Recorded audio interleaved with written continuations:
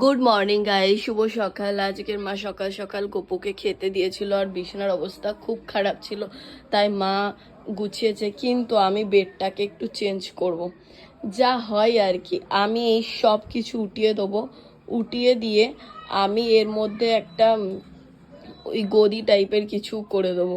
কারণ এই সব কাঁথা, লেপ, ব্ল্যাঙ্কেট এইসব ঢুকিয়ে ঢুকিয়ে এই বিছানা উঁচু করার কোনো মানে হয় না, আর এগুলো নেমে নেমে চলে আসে, খুব প্রবলেম হচ্ছে। তো ওটা পরের কাজ।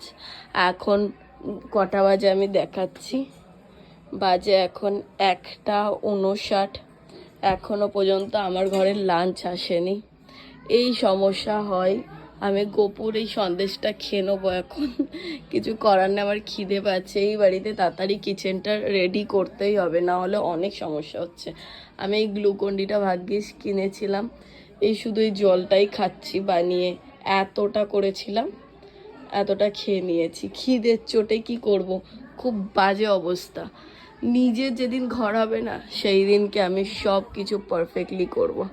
আমার ভাল লাগছে না এইভাবে খাওয়ার জন্য বসে থাকতে হচ্ছে, কখন আসবে তারপরে আমি খেতে পারবো, মানে কোনো ব্যাপার হলো এটা। আর সিমেন্ট রাখা ওখানে, আজকে মিস্ত্রি দাদাকে ফোন করলাম আসার জন্য, তো আসবে। এইগুলো রাখা আছে, এই ঘরটা আগে তাড়াতাড়ি করে ক্লিয়ার করতে বলবো, যা করার করুক।